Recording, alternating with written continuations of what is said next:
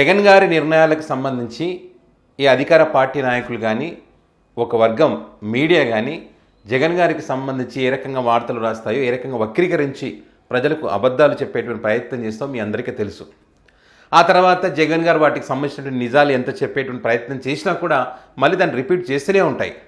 Social media వేదిక గట్టిగా ప్రచారం జరిగినప్పుడు, ప్రజల నుంచి వ్యతిరేకత వచ్చినప్పుడు అప్పుడు కక్కలేక మింగలేక దాన్ని కవర్ చేయలేక నానా అవస్థలు పడుతూ డైవర్ట్ పాలిటిక్స్ చేయడానికి ఒక ప్రయత్నం చేస్తాయి. ఇప్పుడు కూడా అదే జరుగుతా ఉంది. జగన్మోహన్ రెడ్డి గారు ఇప్పుడు ఒక సంచలన నిర్ణయం తీసుకొని సుప్రీంకోర్టులో ఒక పిటిషన్ వేయడం జరిగింది ఒక అంశానికి సంబంధించి.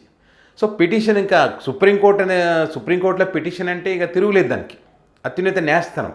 అక్కడ పిటిషన్ వేశారు అంటే దానికి ఇంకా తిరుగులేని సాక్ష్యం అనమాట అది. ఇంకా సో ఈ దెబ్బతో ఇక్కడ కక్కలేక మింగలేక ఉంది ఈ టీడీపీ పార్టీ పరిస్థితి, వాళ్ళ సోషల్ మీడియా పరిస్థితి, వాళ్ళ పత్రికల పరిస్థితి, వాళ్ళ డిబేట్లు పెట్టేటువంటి వాళ్ళ పరిస్థితి. ఏంటి ఆ అంశం అంటే, వక్స్ బిల్లుకు సంబంధించి జగన్మోహన్ రెడ్డి మొదటి నుంచి కూడా దీన్ని వ్యతిరేకిస్తూ వచ్చారు. ఎన్నికలకు ముందు ఈ మైనారిటీలకు మేము మద్దతుగా ఉంటామని ఏదైతే చెప్పారో దానికే కట్టుబడి ఉన్నాడు. దీనికి కట్టుబడి ఉంటే ఒక వర్గం జగన్మోహన్ రెడ్డికి దూరం అవుతుందని తెలిసినా కూడా దీనివైపే ఉండడం మనం అందరం చూసాం. మరి ఇదే కూటమి పార్టీ నాయకులు ఎన్నికలకు ముందు ఒక మాట చెప్పి ఎన్నికల తర్వాత దీనిలో సవరణలు చేశాము, ఇది మా వల్లే సాధ్యమైంది, మీకు మైనారిటీలకు ఎప్పటికైనా మద్దతు ఉండేది మేమే అని చెప్పి వాళ్ళని నమ్మించేటువంటి ప్రయత్నం చేశారు. జగన్మోహన్ రెడ్డి పార్లమెంట్లో వ్యతిరేకంగా మరి ఓటు వేస్తే దాని గురించి ఏమన్నారు వీళ్ళు, ఇక్కడ హైదరాబాద్లో ఉన్న సాక్షి కార్యాలయం కానీ ఆ వక్స్ భూములను ఆక్రమించి కట్టారు కాబట్టి అది అడుగుతారని చెప్పి జగన్మోహన్ రెడ్డి భయపడి ఇక్కడ వ్యతిరేకంగా ఓటు వేశారని చెప్పారు.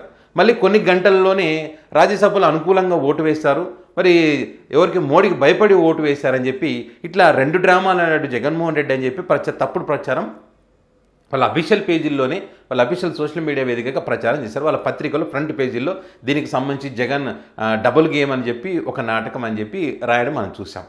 వాటికి సంబంధించి విత్ ఎవిడెన్స్తో సహా వైవి సుబ్బారెడ్డి గారు అక్కడ విప్పు జారీ చేసినటువంటి అంశం కానీ, అక్కడ ఓటు వేసిన అంశం కానీ, ఆయన మాట్లాడినటువంటి వీడియో క్లిప్పింగ్స్ కానీ ఇవన్నీ పెట్టి సవాల్ విసిరాడు వీళ్ళకి.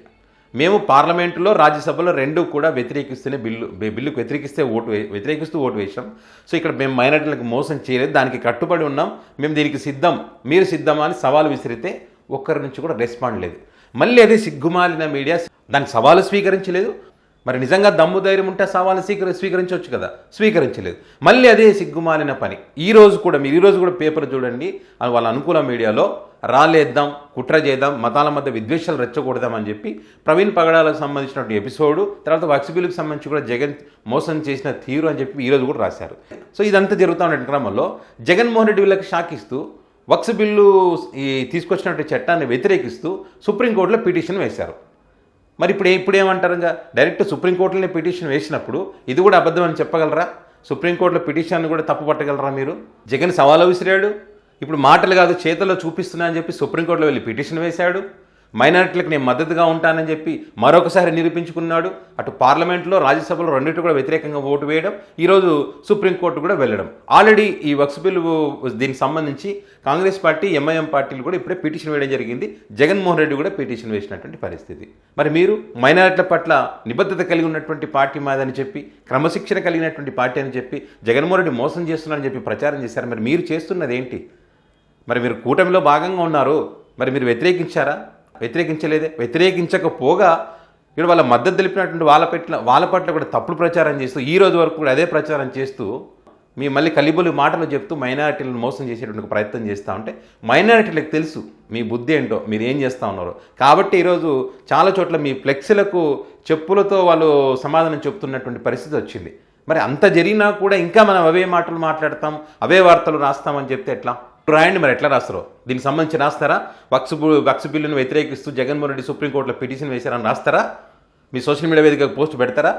ఆ పిటిషన్ సంబంధించిన వివరాలు పెడతారా? దేనికోసం వేశారు, ఎందుకు వేశారని పెడతారా? పెట్టగలరా? మీరు మద్దతు తెలిపినప్పుడు సైలెంట్గా ఉండాలి. మద్దతు తెలిపిన వాళ్ళ గురించి తప్పుడు ప్రచారం చేయకూడదు. ఈ రకంగా తప్పుడు ప్రచారం చేయడం, దొరికిపోవడం, మళ్ళీ దాన్ని కప్పిపుచ్చడానికి మళ్ళీ ఇంకొక అబద్ధం చెప్పడం, ఇట్లా అబద్ధాల మీద అబద్ధాలు చెబుతూ కాలయాపన చేయడం.